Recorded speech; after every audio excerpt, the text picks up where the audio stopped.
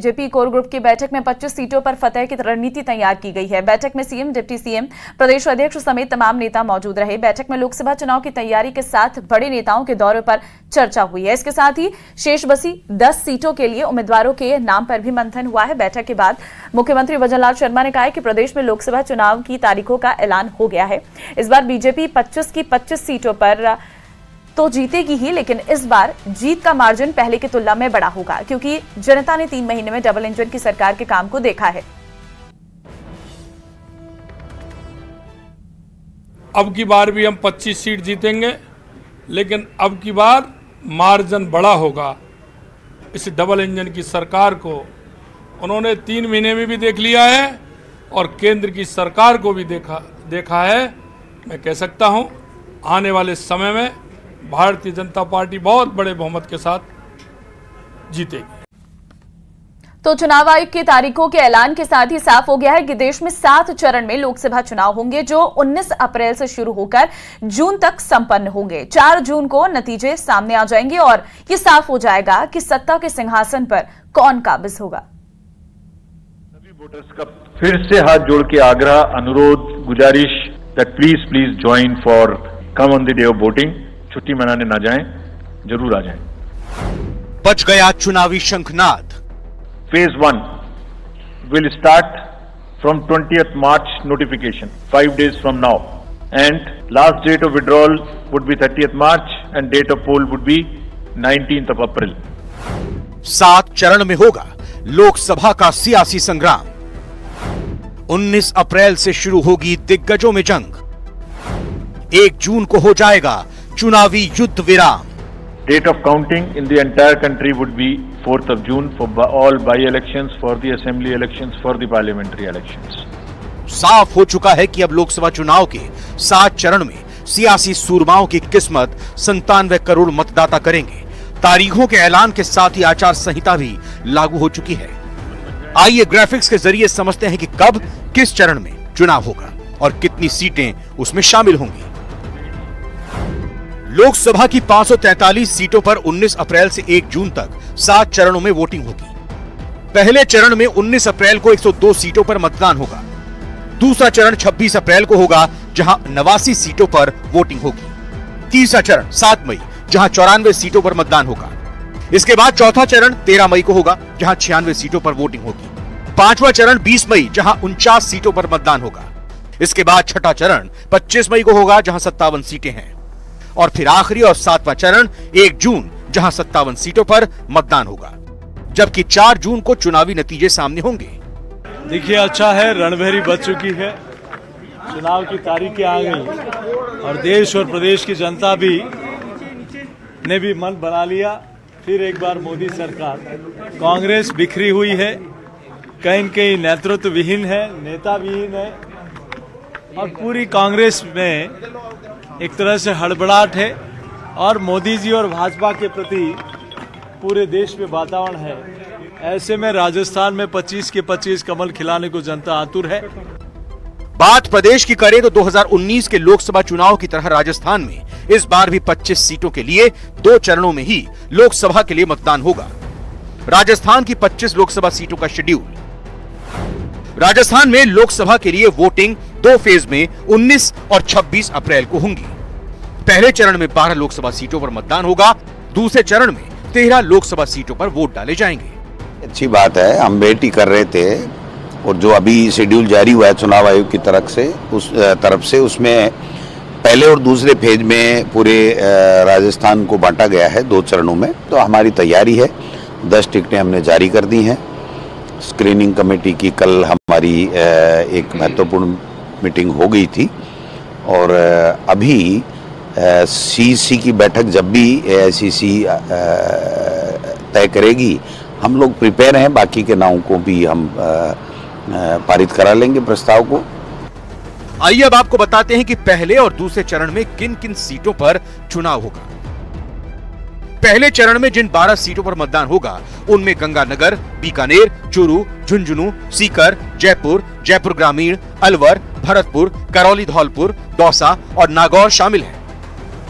दूसरे चरण में जिन 13 सीटों पर मतदान होगा उनमें अजमेर, बांसवाड़ा, बाड़मेर, भीलवाड़ा, चित्तौड़गढ़, जालौर, झालावाड़, बारां, जोधपुर, कोटा, पाली, राजसमंद, टोंक, सवाई माधोपुर और उदयपुर शामिल हैं। इस चुनाव का हम पूरी तरह स्वागत करते हैं। पहले चरण के चुनाव के लिए हम एकदम से तैयार हैं। हमारी तैयारियां पूरी हैं और हम लगातार जनता के बीच में, और ये तो देश में कार्यकर्ताओं के नाते जहां जहां जिसकी ड्यूटी लगती है, जो व्यक्ति फ्री रहते हैं वो जाते ही हैं उस हिसाब से। चुनावी शंखनाद के साथ ही देश में आचार संहिता लागू हो चुकी है और अब सियासी सूरमा जीत की जद्दोजहद में नजर आएंगे।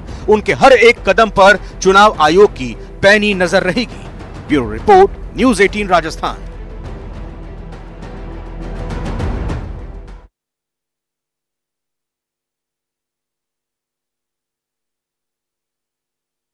चुनाव की तारीखों के ऐलान के साथ ही देश में आदर्श आचार संहिता लागू हो गई है। बीजेपी ने इस बार 400 पार का मिशन रखा है और अपने मेगा प्लान को अमली जामा पहनाने में जोर शोर से लगी हुई है, जबकि कांग्रेस खाता खोलने में दिलोजान से भिड़ी हुई है। बहरहाल प्रदेश में 2 चरणों में चुनाव होगा। पहले चरण की वोटिंग 19 अप्रैल को होगी, 12 सीटों पर मतदान होगा। दूसरे चरण की वोटिंग 26 अप्रैल को होगी, 13 सीटों पर मतदान होगा।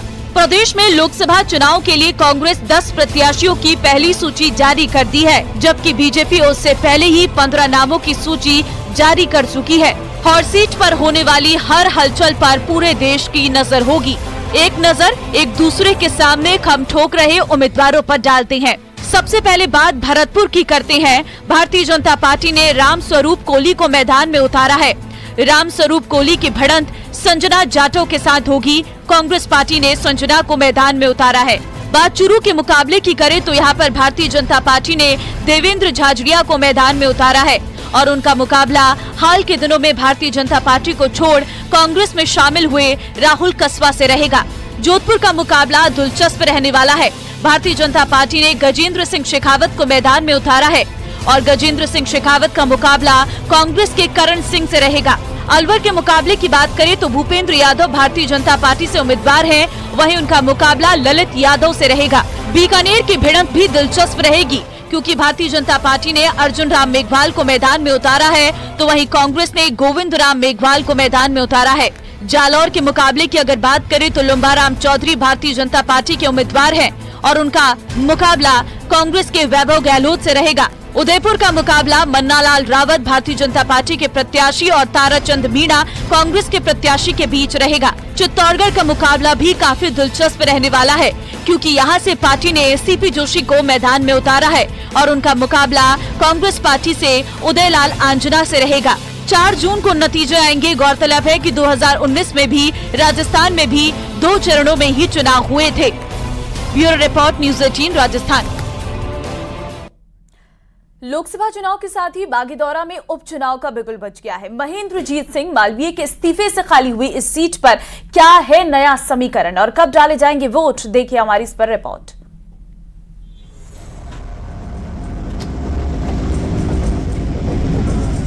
लोकसभा चुनावों का मैदान तैयार हो गया है। इसके साथ ही कुछ विधानसभा की सीटों पर उपचुनाव भी होगा, जिसमें एक राजस्थान की बागीदौरा विधानसभा सीट भी है। ये सीट बांसवाड़ा जिले में आती है, जहां से महेंद्रजीत सिंह मालवीय विधायक थे, लेकिन उन्होंने पिछले दिनों ही बीजेपी का दामन थाम लिया था और अब वो बांसवाड़ा से बीजेपी के लोकसभा उम्मीदवार हैं। ऐसे में उन्होंने अपनी सीट से रिजाइन कर दिया था, जिसके बाद इस सीट पर उपचुनाव होना था, जिसकी तारीख की अब चुनाव आयोग ने घोषणा कर दी है।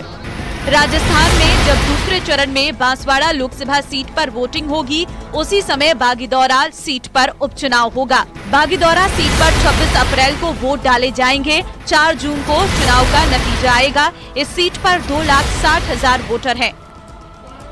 2023 दिसंबर में राजस्थान में हुए विधानसभा चुनाव के समय इस सीट से कांग्रेस के महेंद्रजीत सिंह मालवीय ने जीत हासिल की थी, लेकिन मालवीय के इस्तीफे के बाद से ये सीट खाली हो गई है, जिस पर अब उपचुनाव होगा और चुनाव आयोग ने इसकी तारीख घोषित कर दी है। इंतजार सिर्फ उम्मीदवारों का है। बीजेपी और कांग्रेस इस सीट पर किस चेहरे पर दांव लगाएगी, ये देखने वाली बात होगी। हालांकि विधानसभा चुनाव में यहां से बीजेपी उम्मीदवार तीसरे नंबर पर था, लेकिन जो पहले नंबर पर था वो अब बीजेपी के साथ है। ऐसे में इस सीट पर बीजेपी के लिए उम्मीद की किरण भी दिख रही है।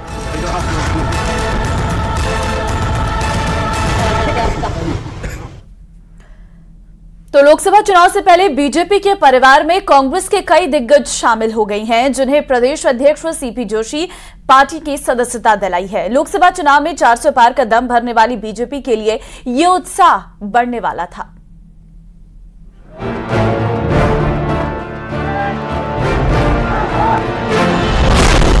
बढ़ा प्रदेश बीजेपी का कुनबा।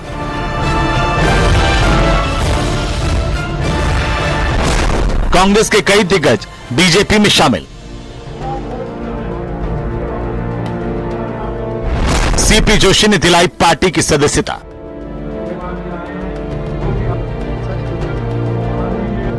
लोकसभा चुनाव से ठीक पहले कांग्रेस नेता करण सिंह समेत कई दिग्गजों ने हाथ का साथ छोड़कर कमल को थाम लिया है। पार्टी के प्रदेशाध्यक्ष सीपी जोशी ने उन्हें पार्टी का पटका पहनाया, तो वहीं करण सिंह ने सीपी जोशी का फूलों का गुलदस्ता भेंट कर स्वागत किया। कांग्रेस पार्टी में कोई यादव नाम का रूप ही नहीं है। कोई यादव आप चाहोगे तो गिनने को ही नहीं मिलेगा, ऐसी स्थिति है।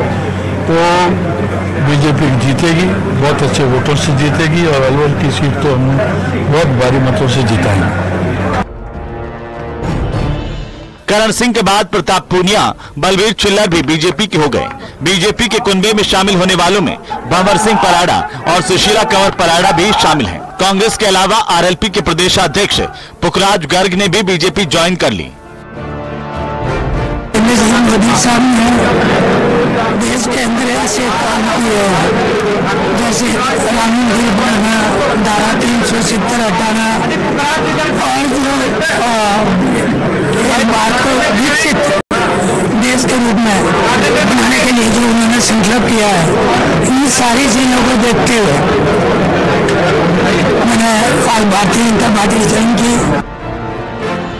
जयपुर में बीजेपी कार्यालय में प्रदेश अध्यक्ष सीपी जोशी, राजेंद्र राठौड़ और अरुण चतुर्वेदी की मौजूदगी में भारी संख्या में नेता बीजेपी में शामिल हो गए। इस मौके पर सीपी जोशी और अरुण चतुर्वेदी ने जहां जीत का भरोसा जताया, तो वहीं विपक्ष पर निशाना साधा। नरेंद्र मोदी जी के करिश्मा नेतृत्व का कि जो उन्होंने 10 वर्षों में इस देश को दिया है, यही अटल विश्वास आदरणीय प्रधानमंत्री नरेंद्र मोदी जी के प्रति है, भारतीय जनता पार्टी के प्रति है। ठीक कहा साहब ने, करण सिंह ने कि हमारा नेतृत्व से नेतृत्व नशे में है। दो अंतर एक तरफ जो एक परिवार को देश मानते हैं, दूसरी तरफ इस देश को अपना परिवार मानते हैं, वो भारतीय जनता पार्टी नरेंद्र मोदी है। कांग्रेस पार्टी नशे में है, दिशाहीन है, नीतिविहीन है। ऐसे कांग्रेस पार्टी में ना देश का भविष्य है, ना प्रदेश का भविष्य है।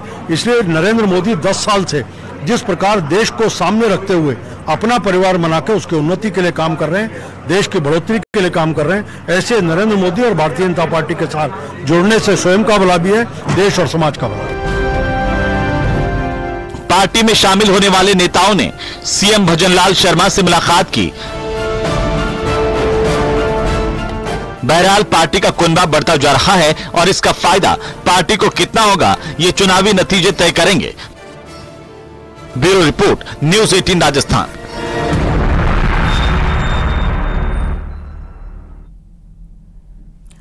लोकसभा चुनाव से पहले राष्ट्रीय लोकतांत्रिक पार्टी के नेता उमेदाराम बेनीवाल ने कांग्रेस की सदस्यता ले ली है। प्रदेश कांग्रेस कमेटी मुख्यालय पर उदयराम के और राजस्थान प्रशासनिक सेवा से सेवानिवृत्त जस्साराम चौधरी ने पार्टी के प्राथमिक सदस्यता ली। कांग्रेस नेता हरीश चौधरी के करीबी माने जाने वाले उमेदाराम को पार्टी आगामी लोकसभा चुनाव में बाड़मेर से प्रत्याशी के रूप में उतार सकती है। पीसीसी चीफ गोविंद सिंह डोटासरा ने कहा है कि लोकतंत्र को मजबूत करने के लिए कांग्रेस परिवार में उमेदाराम बेनीवाल का स्वागत है।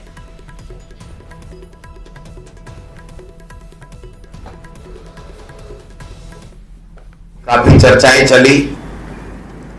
कांग्रेस परिवार के तमाम लोगों ने एक सहमति बनाई कि जो इतना लोकप्रिय है, जनता जिनको चाहती है और जिनकी विचारधारा किसान परिवार में जन्म करके 3600 कौमों को साथ लेकर के चलने की है, कांग्रेस आइडियोलॉजी में विश्वास रखते हैं, भारतीय जनता पार्टी की नीतियां से वो इत्तेफाक नहीं रखते हैं और जिस प्रकार से किसान के साथ में केंद्र की सरकार जो दोगलापन का व्यवहार कर रही है, जो क्रेश कर रही है, उससे आहत होकर के उन्होंने कहा कि अगर देश को बचाना है, लोकतंत्र को बचाना है, तो मैं कांग्रेस के साथ जुड़ूंगा, कांग्रेस परिवार के साथ बिना शर्त आज हमारे साथ में जुड़ रहे हैं। जयपुर के परकोटा का गणगौरी अस्पताल में सभी सुविधाओं का इंतजार लोगों को है, लेकिन ये इंतजार बढ़ता ही जा रहा है। तय समय से 6 महीने से अधिक हो गया है, लेकिन अभी तक काम पूरा नहीं है। आखिर कब मिलेगी लोगों को पूरी सुविधा? देखिए इस पर हमारी ये रिपोर्ट।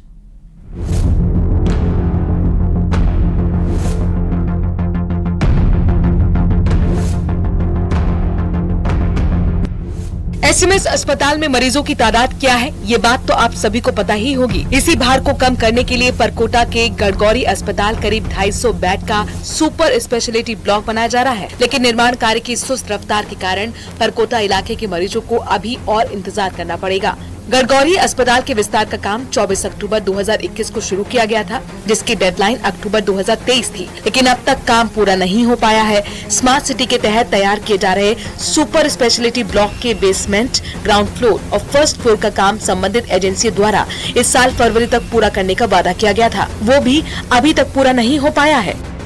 गणगौरी अस्पताल प्रशासन एक बार फिर से संबंधित कंपनी को निर्माण कार्य जल्द से जल्द पूरा करने के लिए लेटर लिखने वाली है। हमने उनको परसों के दिन यानी कि डेट 12 को मैंने उनको वापस एक और नोटिस दिया है कि अब हमें डिटेल बताया कि अब हमें कब तक इसको कंप्लीट करके देंगे, जिससे कि हम आगे कार्रवाई हमारे इक्विपमेंट्स हैं उन सबको इंस्टॉल कर सकते हैं।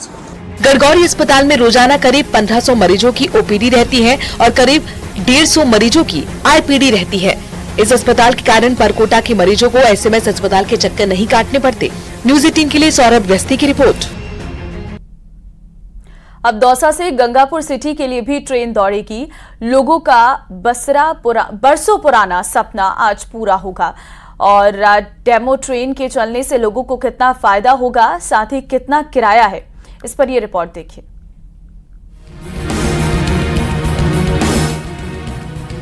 दौसा से गंगापुर सिटी ट्रेन का सालों पुराना सपना पूरा हो गया है। करीब 28 साल बाद रेलवे लाइन का कार्य पूरा होने के बाद दौसा में बीजेपी नेता जसकौर मीणा के द्वारा ट्रेन को हरी झंडी दिखाकर रवाना किया गया। वहीं टोक सवाई माधोपुर संसदीय क्षेत्र में ट्रेन के प्रवेश करने पर गंगापुर दौसा रेलखंड के पिपलाई स्टेशन पर बीजेपी नेता सुखबीर सिंह जौनपुरिया ने झंडी दिखाकर ट्रेन को गंगापुर के लिए रवाना किया। सुखबीर सिंह जौनपुरिया ट्रेन से ही जसकौर मीणा के साथ सफर करके गंगापुर पहुंचे। गंगापुर सिटी में बीजेपी कार्यकर्ताओं ने उनका भव्य स्वागत किया। ट्रेन दौसा से 13 स्टेशन पर ठहराव के साथ 95 किलोमीटर का सफर लगभग 3.5 घंटे में पूरा करेगी। पहले ये ट्रेन अजमेर से दौसा तक चलती थी, अब इसका विस्तार करके गंगापुर सिटी तक बढ़ाया गया है, जो सप्ताह में 6 दिन चलेगी।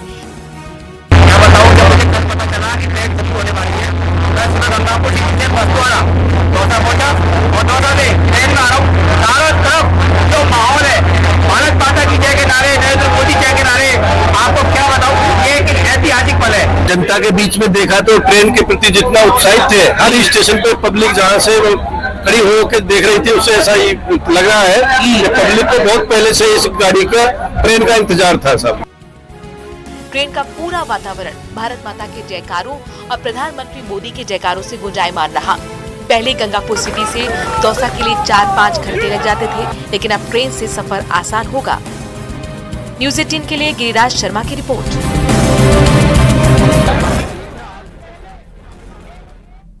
राजधानी जयपुर में रमजान के पहले दिन जुम्मे के दौरान गंगा जमुनी तहजीब का नजारा देखने को मिला। नमाज के दौरान न केवल खाटू श्याम की पदयात्रा रुक गई, बल्कि शोरगुल को रोकने के नजरिए से डीजे भी बंद कर दिया गया। नमाज पूरी होने के बाद ही खाटू श्याम पदयात्रा रवाना हुई। इस दौरान पदयात्रा पर मुस्लिम रोजेदारों ने पुष्प वर्षा की।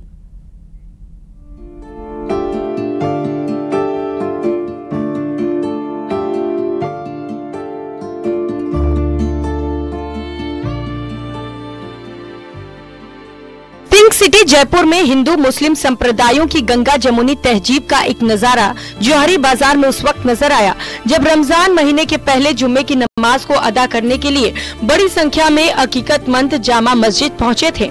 इस दौरान नमाज वाली जगह के करीब से निकल रही खाटू श्याम जी पदयात्रा में शामिल श्रद्धालुओं ने अपना डीजे और ढोल बंद कर दिया। वहीं नमाज पूरी होने के बाद मुस्लिम समुदाय के लोगों ने पदयात्रा पर फूल बरसाए। इस मौके पर दोनों संप्रदाय के लोग एक दूसरे को बधाई देते हुए भी नजर आए। जो गंगा जमुना तहजीब का हमारा जो प्रदेश है उसकी जो मिसाल है यहाँ पे देखने को आपको मिली होगी, क्योंकि राजस्थान के अंदर हम सब भाईचारे से यहाँ रहते हैं। एक गंगा जमुना तहजीब की हमने मिसाल यहाँ कायम की है। इस दौरान डीसीपी नॉर्थ रांची डोकरा सहित अन्य अधिकारी भी काफी मुस्तैद नजर आए। वहीं समुदाय के लोगों का कहना था कि जिस तरह से आज यहां पर नजारा देखने को मिला, इसी तरह से हमारा जयपुर हम लोगों के लिए चाहिए ताकि दोनों ही समुदाय के लोग एक दूसरे के कार्यक्रमों में शामिल होकर सांप्रदायिक सौहार्द कायम कर सके। आज जिस तरीके का माहौल जयपुर में देखने को मिला है, मैं सच बता रहा हूँ कि एक तरह से दिल भर आने का काम है, आंखें भर आने का काम है। जहाँ जयपुर में जामा मस्जिद में रमज़ान के महीने की ये जुमे की पहली नमाज हुई और पूरी कमेटी ने जिस तरीके से यह काम संभाला, उसी तरीके से आज जो श्याम बाबा की खाटू श्याम जी की यात्रा जो पूरे सूबे भर में और खासतौर से हमारे जयपुर में भी निकल रही है, उन्होंने नमाज का एहतमाम करते हुए और अपनी यात्रा को रोका। मगर नमाज के बाद जामा मस्जिद कमेटी ने और जयपुर शहरवासियों ने गुलाब के फूल बरसाकर उनका तहे दिल से इस्तकबाल किया।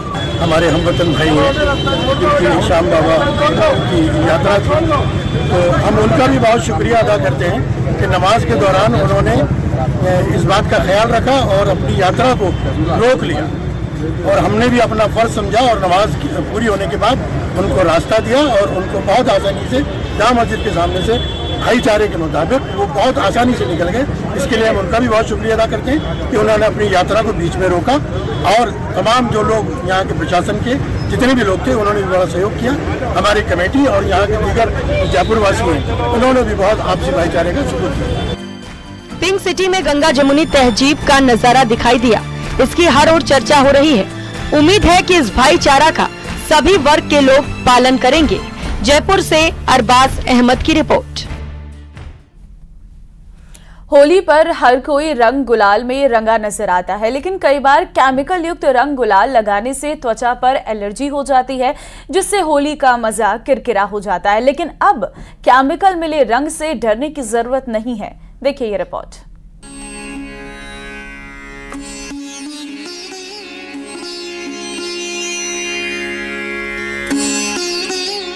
अगर हम कहें कि ये महिलाएं होली की तैयारी में जुटी हैं, तो बहुत मुमकिन है आप हमारी बात को सिरे से ही खारिज कर दें। पूछें कि होली की तैयारी में गुलाब, अनार, नीम, पुदीना और चुकंदर का क्या काम। पीला कलर है वो पीले गेंदे से, और मौसमी के छिलके हैं, नारंगी के छिलके हैं, केसरी गेंदा तो उससे केसरी कलर का है, चुकंदर और गुलाब से 2 कलर मिल जाते हैं, और टमाटर, अनार, ऐसे जो जो सब्जियां है उसका हल्दी है, इनका एक दूसरे के अंदर कॉम्बिनेशन करते हैं नया रंग देने के लिए। केमिकल और सिंथेटिक रंगों से होली का रंग बेरंग ना हो, इसीलिए बाड़मेर शहर की महिलाएं हर्बल गुलाल बना रही हैं। महिलाएं रंग बिरंगे खुशबूदार फूलों से लाल, पीला, हरा, संतरा, नीला, गुलाबी रंग का गुलाब बना रही हैं। यकीन मानिए, इनके इस्तेमाल से त्वचा चमक उठेगी, चेहरा दमक उठेगा। कान में, मुंह में चला जाता है अगर केमिकल वाला, तो चमड़ी में एलर्जी वगैरह होता है। जबकि ये फेस पैक के रूप में इस्तेमाल कर सकते हो, आप पेट में खा सकते हो। यही वाला अरारोट का आटा है तो ये मिठाइयों में काम आता है, और ये जो गुलाब की पत्तियां वगैरह है तो ये भी आप मिठाइयों में काम लेते हैं, और इसे आप हलवा बना के दिखा सकते हैं। होली के अगले दिन अस्पतालों में बढ़ने वाली भीड़ की वजह केमिकल वाले कलर और गुलाल होते हैं। कई लोगों के लिए होली के रंग उनकी जिंदगी को इतना बदरंग कर देते हैं कि लोग होली से ही तौबा कर लेते हैं। लेकिन बाड़मेर में एक कुटीर उद्योग में बनने वाला गुलाल इन सभी परेशानियों से निजात दिलाने वाला है। प्राकृतिक अबीर और गुलाल न सिर्फ लोगों की पसंद बनता जा रहा है, बल्कि इन महिलाओं को आत्मनिर्भर बनाने में भी मददगार साबित हो रहा है। इसीलिए इस बार अपनी और अपनों की होली को इन रंगों से सराबोर कीजिए, इनकी कोशिश को कामयाबी दिलाइए। न्यूज़ 18 राजस्थान के लिए बाड़मेर से प्रेमदान देथा की रिपोर्ट।